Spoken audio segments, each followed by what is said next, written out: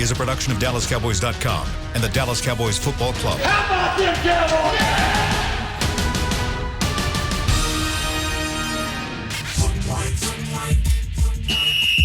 Let's go, baby. Are you ready for a break? Yes. Are you ready for a break? Absolutely. Ready for a break? Yeah, and so much for that. It's time for The Break on DallasCowboys.com. We were on a break. With Nick Eatman, David Hellman, Ambar Garcia, and Derek Eagleton. It is Tuesday, December 15th, 2020, season 16, episode number 80. Welcome to the latest edition of The Break. This is The Break presented by Geico. We're live from the SWBC Mortgage Studios at the Star. Nick and I, we got Dave and Amber on remote. And today we're going to talk a little bit about the NFC East. We'll talk a little bit about Jerry Jones and some comments that he had this morning on our local station here, 105.3 The Fan. And we will get to fan questions. We will spend lots of time hearing what you guys have to say and getting some questions from you guys. We'll do that in the probably second and third segments today, hopefully. So let's start first, though. I want to talk a little bit about Jerry Jones and some comments that he made this morning. The first thing that stood out to me was he reiterated what Stephen Jones said yesterday on his call with 105.3 The Fan, saying that Mike McCarthy will return as the head coach next season. My question for you guys, is there any reason why this shouldn't be the case in your mind? Let's start first with you, Nick. No, I don't think so. I mean, this is we know one of the reasons. I mean, we know some of the reasons why this team has been so bad this year, and I just think with everything involved, no, he should get a pass for this one. I mean, we know why it's a bad year, and I think he deserves the opportunity to have a full offseason, a full year, and be able to do it his way. He obviously hasn't been able to do that. Amber. I agree. I think that it's not necessarily fair to judge him fully based on what happened this year because of all the circumstances that no one really had control over. But I would give him another year, see how that works out. But I would not be saying the same thing for someone else. And I hate talking about firing people and all that, but I just think that there definitely needs to be a change, a big change, on the defensive side of the ball. Dave. Yeah, I mean, they pretty much said it. No, I mean, it's funny because it's one of those things where, and Jerry Jones, he said this recently too, is like he gets the blame and he deserves the blame in a season like this, but at the same time, he winds up in situations where he can't win sometimes because, like, the big criticism of him is like, Get out of the way, Jerry. Let the football people deal with this. Like, you meddle too much. But then at the same time, people are like, fire the coach after his first season, Jerry. Like, we're mad and the team's bad. And get in there and fire him after 1 year, which is exactly the type of thing that an overly meddlesome owner would do. That's like the stereotype about Jerry that hasn't been true for 20 years. So simultaneously, there are fans that want him to get out of the way and also want him to fire the coach during his first season, and that just doesn't really jive. No, I mean, with everything that's gone on in 2020, and the team's bad, and Mike McCarthy deserves plenty of criticism, but no, he doesn't need to be fired. Now, obviously, we all agree that he shouldn't be fired, but I do have a follow-up question to that. Do you guys, or has your faith in Mike McCarthy changed at all? And this is going to require you going back and thinking about what you thought of the hire originally and what you thought of him as a head coach coming in and what you think of him now. Has that changed at all in these 4 months of the season? Let's start first with you, Amber.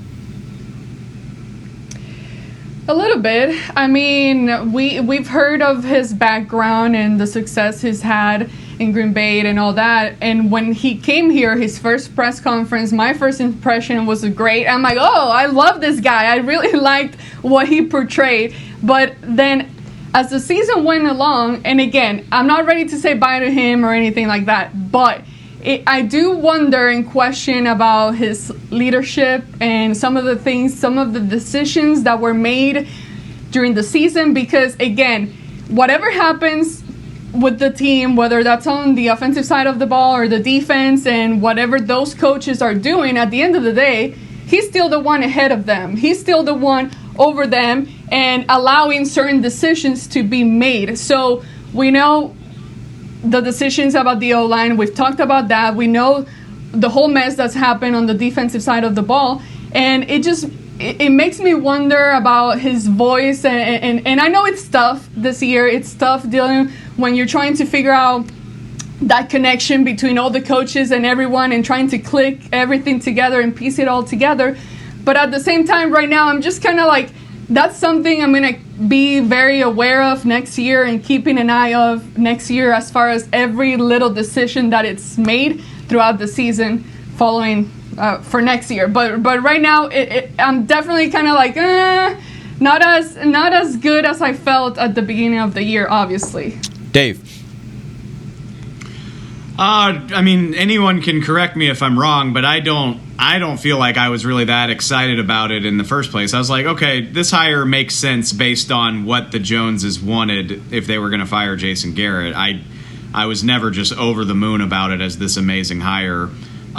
So with that as the context, I don't feel that much differently about it, but I have a lot of the same reservations that Amber does. Like, nobody's killing Mike McCarthy for, obviously the offense has been decimated by injury. They've honestly handled that part of it pretty well.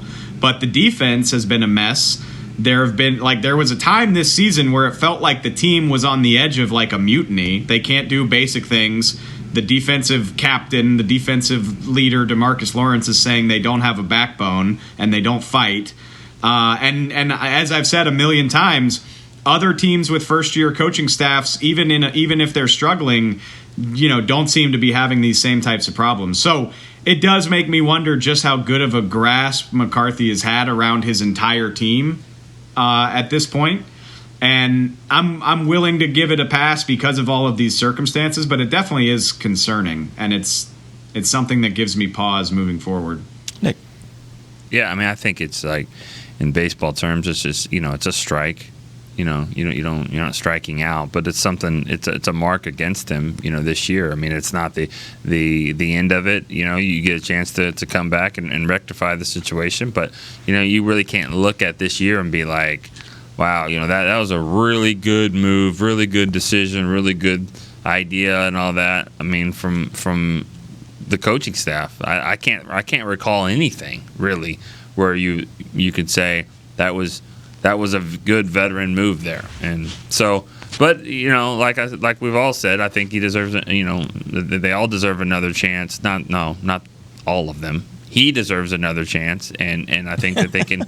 Well, you have to make some changes there. I know, and it's funny how we kind of keep talking around, but that's a whole different show. I think we got to talk about the defense and the coordinator and the whole nine. But I get you. Go ahead. I mean, just this. I don't think, and it's the players too. It's not just the coaching. The scheme. I think Mike Nolan may have been able to work with other different defenses and say, all right, let's do it like this. Let's have this alignment. Let's move it like this. I don't think this works here. I think you better just say. There's a reason why they simplified it with Rod Marinelli. I mean, it's not just because this is what he does. Yeah. It's because of what some of these players can handle, and I think that they need to figure out a way to simplify it for the players that are going to be here. I'm going to put you guys on the spot a little bit because a question just came into my mind I thought of on this. But if there was one thing that you think he could have done differently this year, Mike McCarthy I'm talking about, what do you think could have had a bigger impact? I'm not saying that he would have gotten them to even 8-8. To the playoffs, any of that. I'm just saying one thing he could have done that you think could have maybe made this team just even a little bit better than what they've been throughout the year. Let's start first with you, Dave. Managed his personnel better on the offensive line. I think we've talked about that a lot. As far as the offense goes, managed that a little bit better. Why was Terrence Steele the day one right tackle? Like, why did that happen? And why was Zach Martin fantasy football nonsense until the season was almost lost? That I've said it. I'm a broken record. That stuff bothers me. And then on defense, I think Jerry and Stephen Jones have both said it recently. Is maybe it wasn't a great idea to try to completely revamp the scheme during a pandemic. I would argue again that it's other teams have done these types of things in these circumstances and don't look as bad as the Cowboys have. So. I think it's doable.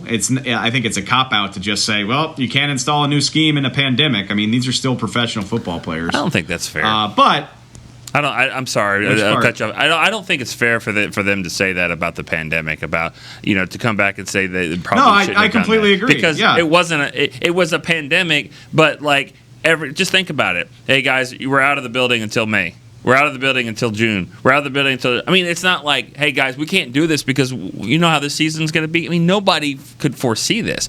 They didn't cancel the preseason games. You're saying that no one knew that it would be to this level where we're still in December and having, hey, you can't come in on Mondays and Tuesdays, right? All this stuff, right? So it's like to come back and say, Coach Nolan, you can't do this. You can't change the scheme like this. We're going to go virtual. Nobody was even using the term virtual back then, not like that at least. So I don't mean that, Dave, that's not fair. I just think I don't like them saying, and I think they even said it qualified in hindsight. Right. In hindsight, because in hindsight, we're doing a lot of things differently. That's fair. You're up, Nick. I just think that I think Dave had it right on what they could have done differently. Yeah. You could say personnel-wise what they could have done differently. But that's not really McCarthy. I mean, okay. Well, how they deploy the personnel is McCarthy, I mean, right? You really go back and say, man, maybe they should have done, like the guys Jones. Yeah. And I saw this stat the other day, or I just kind of researched it. I think Mahomes has thrown 3 interceptions. Do you realize that Heath and Byron Jones picked up 2 of those 3? I don't know the other one, but yeah. Wow. Okay. Yeah, just throwing that out there. That's nice little salt in the wound there, Nick. Thank you. But I don't know. I mean, I think they could have done things differently if they would have gotten Dak signed, and that's not on McCarthy. They signed Dak, then I think they can keep Byron Jones, and I think that does change a little bit here. I asked you that question the other day, how much you think Byron Jones would have changed things, and you believe that he would have made a significant impact on this defense. I do, but I know that sounds hypocritical because I wasn't standing on the table for it back then. I really wasn't, but I didn't think. I had never heard of Savion Smith or Rashard Robinson or any of those guys, and Chris Westry, I never thought that he would be playing in the game, and so if the fact that they've had to play them, it does make me go back and go, maybe we should keep Byron Jones. Yeah. Man of the year. Yeah. All right, Amber, what's your thought? I mean, I agree with what they said. If I had to think of something that they haven't mentioned, I think it would be 2 things. Maybe one, figure out a way to motivate the team a lot better. Maybe bring out the watermelons a lot earlier in the season or something. I don't know, but try different things. And again, I don't know if he did try different things. None of us are in those meetings. This is just me speaking up, just to say something here. But then another thing I think would be play calling a little bit. Because although I love being different, I love being creative, and I love when you are taking a risk during games because it makes it more exciting. When you fail multiple times, I think that's the time for you to kind of step back and play a little bit more conservative. And I might be kind of contradicting myself here a little bit, but I think that at the time, based on how many times we saw and the results that the Cowboys were having earlier on in the season, I think I would have kind of just gone a little bit more on the conservative side and try to just play football a little bit more clean to lower mistakes. That's a good point too. I mean, and that's something we talk about all the time about knowing your team, understanding your team. And I do think it's hard to know your team when you don't have any preseason games, any practices. They have practices, but not the off season. But I think I agree with her. I think he struggled to really grasp what his team was and what his defense was. I think if that LA Rams game is played 6 weeks later, he definitely kicks that field goal to tie the game, and just see what happens there. Mm-hmm. But that's just something that you have to kind of live with. Yep. But all right, one other thing I wanted to get to real quick. Jerry also mentioned, kind of as an aside, when he was talking about Mike McCarthy, he mentioned that he loves our special teams coach. And so my question for you guys is, do you agree, and would you consider removing him, or do you think at this point everything you've seen from him, or at least enough of what you've seen from him, makes you want to keep him around? I love my dad, but I don't think he should be coaching special teams. You know what I mean? I mean, who doesn't love John Fossil? I mean, Fossil, I mean, you talk to him like one time, and like he's awesome. Yeah. Would you keep him? I don't know. I mean, like now we're not so committal, are we? I think with him, and I don't even want to say this. You just gotta rein him in. You know what I mean? Yeah. It's just like, everybody has dogs. They love their dog, but they're not just going to let them run around. You got to put a leash on them. You got to just kind of control Same them. as kids. Same as yeah. You can put leashes on kids. Whatever. Yeah, absolutely. He needs to do that a little bit. He just needs to kind of. You can't go crazy, but that's the head coach's job to do that, and I think the head coach is doing that now. Amber. I love the guy. I think he has the heart. He has the good intentions. He has the good ideas. But I think I'm willing to give him another year to kind of work it out. I still have hope as far as him being able, if he has the right amount of time, a good off season, to be able to get the right guys and kind of be out there a lot more with his players and figure out exactly how they want to handle special teams. I think we could see better results. So I'm still not ready to say bye to him. I would give him another year just to see what he does. Dave. Yeah, I mean, just in case people, I don't know, if you think I'm a coward or something, like, I would absolutely make a change at defensive coordinator. That performance is so atrocious that I think you need to. John Fossil's tough because it's been disappointing how sloppy they are. They had another penalty. They had another dumb mistake on Sunday. They've had too many men penalties. We've seen delay of games on field goals. And it's stuff that shouldn't happen. And maybe I am biased because John is such a super nice, energetic guy. But I also think the special teams have the potential to help you win games, like the watermelon kick and the fake against Pittsburgh with, C.J. Goodwin racing down the sideline. That stuff is fun. And the 4th and 11 on Thanksgiving was so dumb. So maybe, just rein that in a little bit. Just give me controlled chaos instead of pure chaos. I'm intrigued by what the special teams could be if they're just a little bit cleaner, and it makes me want John Fossil to stay around. And maybe that's also because I think he's a super nice guy. But I want to give it some more time and see if we can have controlled chaos instead of pure chaos. I agree with that, and I also think that the fake punts. There's okay, when they don't work, we talk about them forever. But, when a guy punts the ball 47 yards and it's a fair catch, and because he's got two guys standing right in front of him, that is a result of the fake punts. Mm-hmm. And we don't see. Have we seen any big returns against them? I mean, the reason why you fake it all the time is, yes, you think you can get a couple of them, but the way that they have to play back. I mean, Keith O'Quinn said it last year. Every time we have to face the Rams and face Fossil, we have to change our cornerbacks out there. We don't even put regular corners to make sure that they're not throwing a pass. Mm-hmm. Which what that does 97% of the time is give them a free release to get down there and not give up a big play. Right. So there's some other side of it too that kind of works. Look at the return game too. I mean, Pollard's having some success there. So I think everyone's saying the same thing. Hey, calm down a little bit over there. Don't get all crazy, and just kind of be a little bit closer to the middle, and you'll be fine. And Nick, you and I talk about this all the time when we talk about employees, just generally employees. Mm-hmm. You really love employees that you'd rather be have to pull them back than push them, right? So it's the same thing here.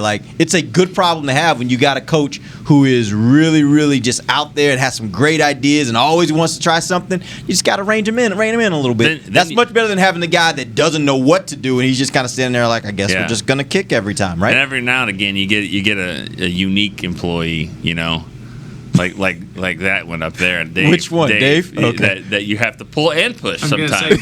It depends on the day. You never know. It depends on the day. Yeah, that's why I'm not even mad. No, I mean, look at Dave. We used to say it up in the press box. Dave can dress down better than anybody. Yeah. I mean, he's got T-shirts that are probably 24 years old.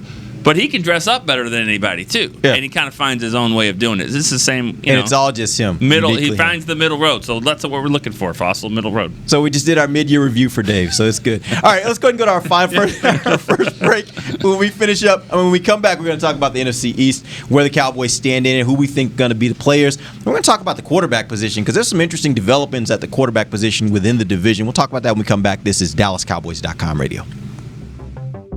There's nothing as unique as our eyes, which is why Essilor pioneers ways to make lenses as unique as you. Verilux for super sharp vision, Essential Blue for protection, and Crizal for freedom from glare. 3 cutting-edge solutions in a single unique lens. So whatever your needs, insist on Essilor. Visit your local Essilor experts and find the perfect lens for you. See more, do more, Essilor. Since 1865, Stetson hats are American-made with pride right here in Texas. And Stetson is proud to be on the field with America's team. Want to show your Texas and team pride too? You can. By purchasing your own Stetson, you can look just like how the flag guys do on field at every home game. Stetson hats, the official crown of all self-respecting Cowboys, and your favorite football team. Get yours today at shop.dallascowboys.com or at stetson.com. I'm Jay Novacek, former tight end for the Dallas Cowboys. Back in the day, I was the guy who always got the tough yards, and that's why I run with John Deere today. In fact, I have a John Deere 3025E tractor that can handle any yard work I need to do, even the tough yards way out back. So if you have 1 acre or 1,000, John Deere has the equipment that's just right for you. Visit a John Deere dealer today and run with us. We are the official tractor provider of your Dallas Cowboys. Dear, it's 1908. Don't you think we should get electricity? And stop using candles to see at night. It's just electricity lights up the room fast. It's more reliable than candles blowing out, and people seem to love it nationwide. Well, candles are... Dear, did you just run into the wall? Nope. May I have a new candle, please? Historically, switching to new technology is a no-brainer. Today, it's AT&T 5G. Fast, reliable, secure, and nationwide. Switch to AT&T 5G. It's not complicated. 5G requires compatible plan. May not be in your area. See att.com/5G for you for details. Back to the break. Hey guys, Santa is back at his Dallas Cowboys cottage at the Star in Frisco. Appointments are available now to take your socially distanced holiday photo with Santa through December 24th. Book now at thestarinfrisco.com/Santa. Welcome back to the second segment of the break, presented by Geico. We're going to talk a little bit about the NFC East right now. The Washington football team sits atop the division at 6-7. The New York Giants follow them up 1 game behind at 5-8.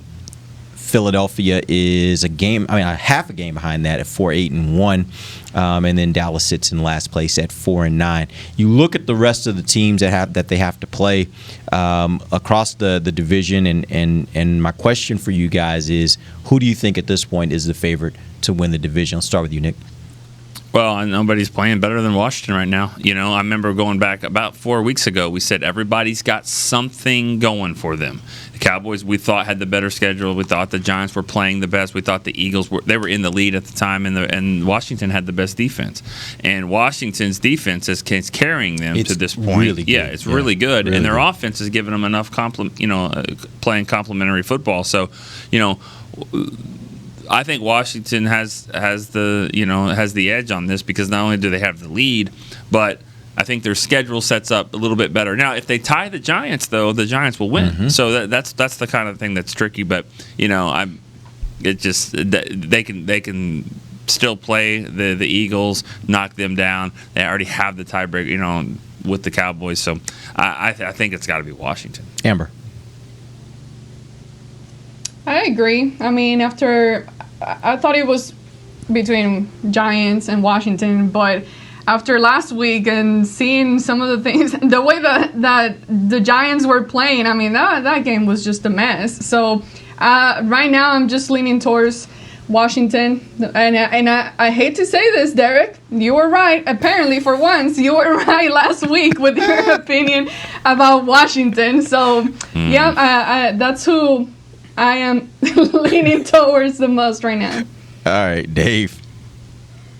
It's always fun how this stuff swings from week to week, though. And I do agree, but Washington has to play Seattle this week. And so, all of that positive momentum could come to a halt this weekend if they don't play really well against Seattle. But the Giants have Cleveland and Baltimore before they get Dallas. So, I mean, that's pretty tough. So even if Washington loses this weekend, I still feel like I like their odds to get 2 or 3 to get 2 wins out of the 3, because I think they finish with Carolina and Philly. Those are obviously 2 not very good teams. So, and actually, I'll steal a point. Our friend and producer Caden Gates made this point to me yesterday on a call. Washington, if Dallas isn't going to win the division, which it looks like they're not, Washington needs to, because Washington is a really good quarterback away from being a scary, scary good team. And if they win the division, they're probably not going to be in position to draft a very good quarterback. So go ahead, Washington. Go win that division. That is a Put great yourself point. up in the 20s. Caden said that to me yesterday, and I was like, holy crap, you're right. We got to get Washington out of the top 10. Yeah. The last thing you want at this point is Washington picking in the top 5, top 8 in the draft. Like there's 5 quarterbacks in this draft that have potential to be in the first round. What are you talking about? They're going to take that defensive end from Miami and just stack up their. They're just going to keep doing. That would be kind of scary too. That defense is just so good right now. At that point, it would be like, okay, that's too many. Yeah, maybe. I don't know. But I will say this, and I actually want to flip this right back to you, Dave, because you mentioned it. How much does the injury? Alex Smith left their game last week with an injury, and he was replaced again by Dwayne Haskins, who was the guy that started the season for them, and I believe was not playing as well at the quarterback position, obviously, as Alex Smith has played here recently. How much do you think the injury to Alex Smith, if it's a longer-term injury, affects Washington's ability to win this division, Dave? Well, for starters, the most recent word on the street is that Washington's optimistic that Alex Smith can play against Seattle. So we'll see. Who knows? But honestly, and Alex Smith has played better than Dwayne Haskins. Don't get me wrong. He gives you a better chance to win. But I think the defense is what's if they're going to win, the defense is what's carrying them there. I mean, they scored 26 points against San Francisco the other day, and 14 of that came directly off of takeaways, or 23, excuse me. So they scored 23 points, and 14 of it came off a Chase Young fumble return and a pick 6. So you're not winning because of what your quarterback's doing for you anyway. I mean, shoot, they beat the Cowboys with Kyle Allen back in October. So I obviously they'd prefer to have Alex Smith, but it's really more about the defense for me. Well, but I do think, I will challenge you a little bit. I do think that part of the reason why they made the switch in the first place was because they weren't winning early in the season. The defense was playing just as well early in the season, but Haskins wasn't able to take those favorable field position situations that the defense handed him and turn them into points. And so I think in a lot of respects, I think they made the switch because they felt like they don't need a quarterback to be great. They need a quarterback to not make the mistakes, the critical mistakes, and I think that's what they found in Alex Smith. Amber. I think that the fact that they're talking about being optimistic about having him play this weekend against Seattle makes me wonder, or think that even if he's not good to go this weekend, he will likely be ready for the last 2 weeks of the season. So as of right now, that doesn't change my pick. I think that they would be fine. And I think, based on what I'm reading and seeing, that he might be back and to help them at least for the last 2 weeks of the season. It's not fair. What's not fair? It's not fair that, any other year, if you got a guy that's been out 5 years the way Aldon Smith has, and he comes back and he leads this team in sacks and he's doing what he's doing, that is a shoo-in for comeback player of the year. And instead, Alex Smith has to come in and he's going to win it, of course. And so that's just, and he deserves it. He deserves it as well. For comeback, they both of them. I think they both, should get it. But it'll probably go to Alex Smith. And if it does, I think we have a feeling we probably know the word that Aldon Smith will say when that comes out. Nice one, Nick. All right, so let's flip over to the Philadelphia Eagles. Does Jalen Hurts give Philadelphia a better chance than Carson Wentz? Nick, let's start with you. I think so. More than anything, it's they needed a change. They needed a shot in the arm, and he's definitely given them that. Now, I'll say this, and it's not just about Jalen Hurts. It's most running quarterbacks that aren't considered to be polished passers yet. He's a running, agile quarterback. It takes some time, but defensive coordinators typically try to find them out. And if you can stay at one step ahead of them, and like Russell Wilson did, like I think Lamar Jackson's going to continue to do. But if not, RG3, if you're something like that, they get figured out. And I'll say this: Dak also, he's not really a running quarterback, but he kind of stayed ahead of the game too. So that's one thing that they're going to have to do is teams will start to put some tape on Hurts and go, all right, this is what we have to do to him. But he's a great athlete, and I think he gives them some momentum right now, which is what they need. Amber. I think that Nick used the right word. They definitely needed a change there at quarterback. And regardless of what the outcome may be for this season, I commend them for making the change at the time that they did and willing to give Hurts a chance to go in and play just to see what that even looks like. Because right now, I mean, there was nothing new that Wentz was going to give you to make you change your mind or your opinion of what he looks like right now. So I think that I'm not saying, now they're going to start winning games and all that, but I'm saying regardless of the outcome, a change was needed, and obviously that's the guy that they have right now to use. Dave. We're going to find out in short order how good of an idea it is, because, Doug Peterson already said he's going to start again against Arizona, and we've seen that Arizona defense ourselves. They're pretty feisty. They coming. Yeah. I was going to say, I have a feeling he's going to see a lot of pressure from a lot of different spots, and I'm curious to see how he holds up to it. Everything they said. The other thing, though, is maybe I'm alone in this, but I think it's too soon. It's too soon to start this whole thing about, like, how do you get rid of Carson Wentz? How do you move on? Like, I just look at this as it's almost like, sometimes the best pitcher in baseball goes out and gets absolutely shelled. You don't have your curveball, and it's just a bad night. And the manager comes out and he takes the ball and he's like, "You'll get him next time, buddy." That's kind of how I feel about Carson Wentz. I don't know if he'll ever be great again, but just take some time off, clear your head, calm down. Like, that dude's got to feel like the weight of the world is on his shoulders. Mm-hmm. He's probably banged up because he's been banged up his entire career. Get healthy. Philly should probably maybe hire a new OC, or he hasn't been the same guy since Frank Reich left for Indy, so find a guy he can work with.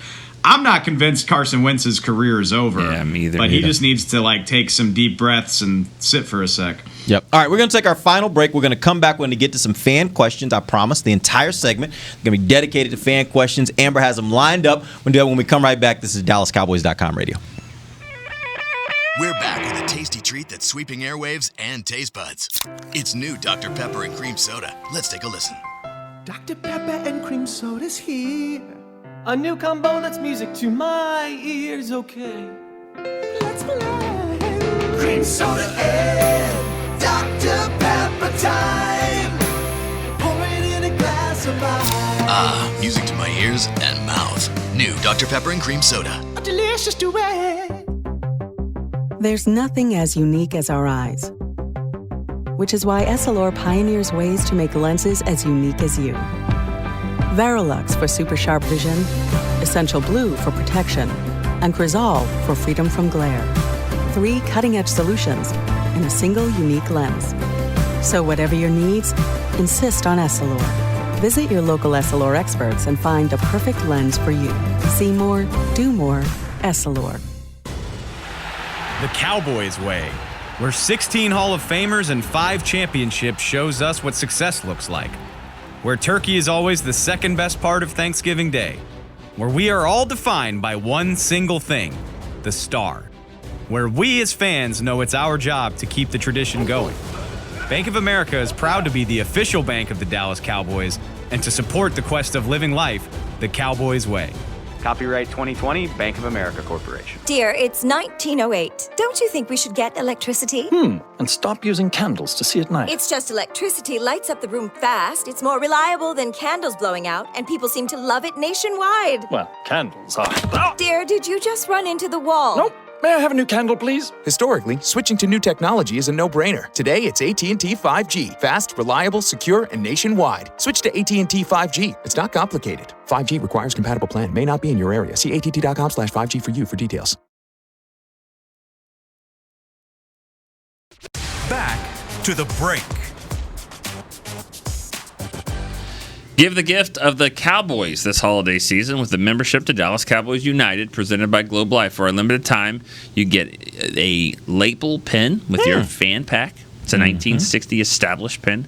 Memberships start at just $20. Visit DallasCowboys.com/United to join today. Awesome. Take advantage of that. All right, welcome back to the final segment. There are people that run the Dallas Cowboys fan club, and I'm not one of them. You are not.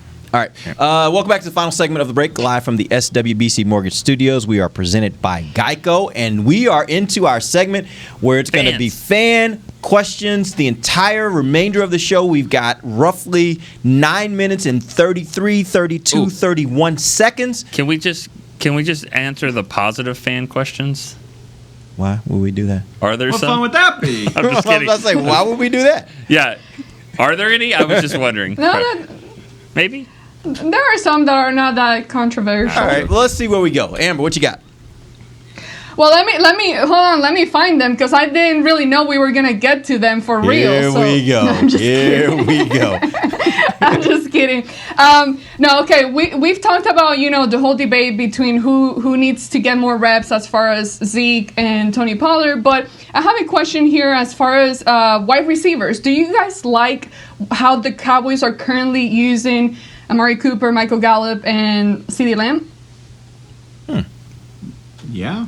I don't have I know. I don't either. I feel like every other week there's somebody's like, why has CD been on the sideline this possession? What's going on? But for the most part, especially considering the personnel issues on offense, I don't have any problems. I mean, I think Mike had a rough game.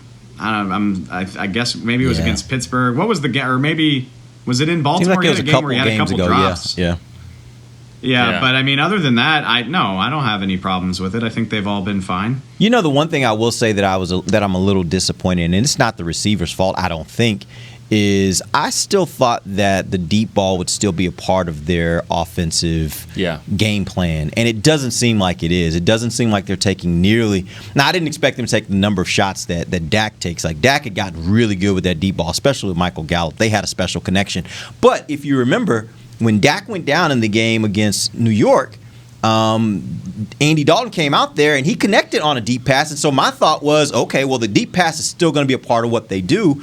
And it just hasn't been. Yeah. They haven't done it quite enough. And I don't know if it's because they don't trust the protection or they just, that's not something that Andy just feels comfortable doing a lot of. But that's a part of of Michael Gallup's game that I feel like has been missing this year, mainly because they just haven't tried it. I agree. And the one knock I think that I have on the receivers is that they're all relatively similar in what they do. I mean, they're not.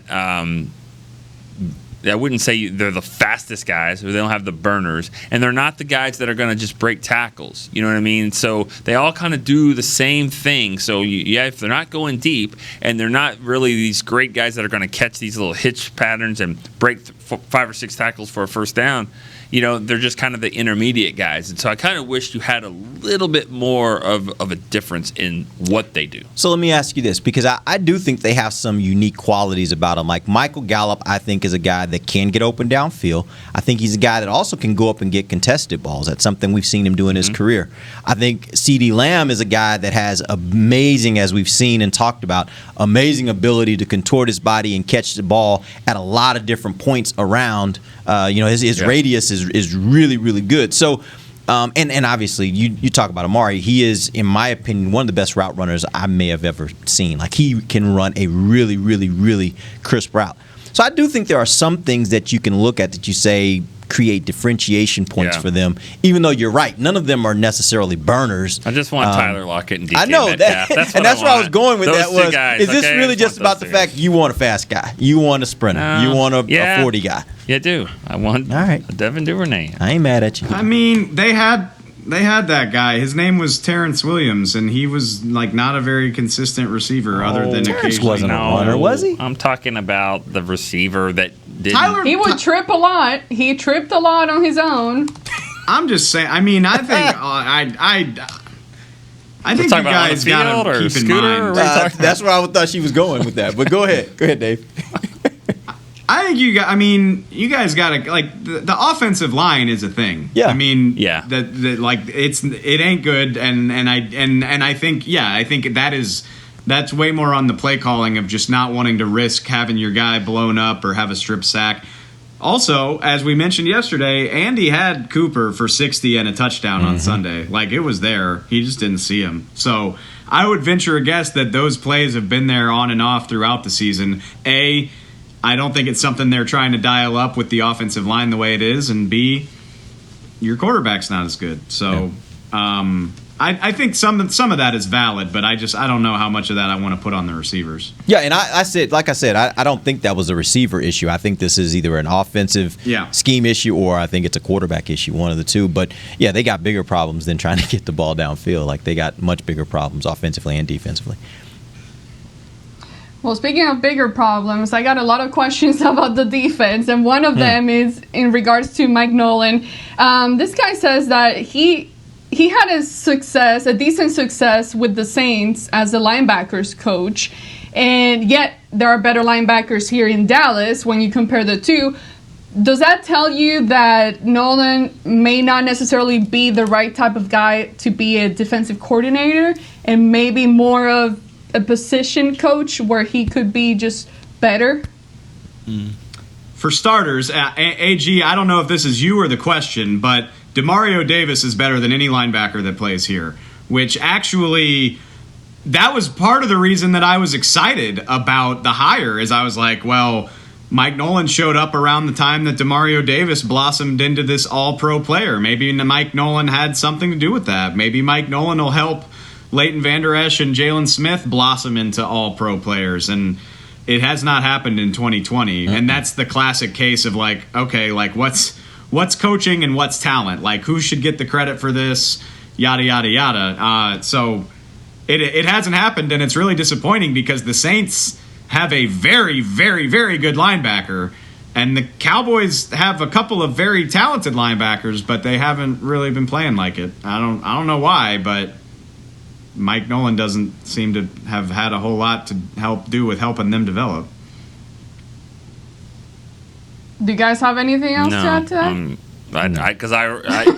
Dave is the perfect guy to answer that. He knows the Saints, and he knows them better than I didn't know. I don't know if I've ever heard of Demario Davis. No, he can play.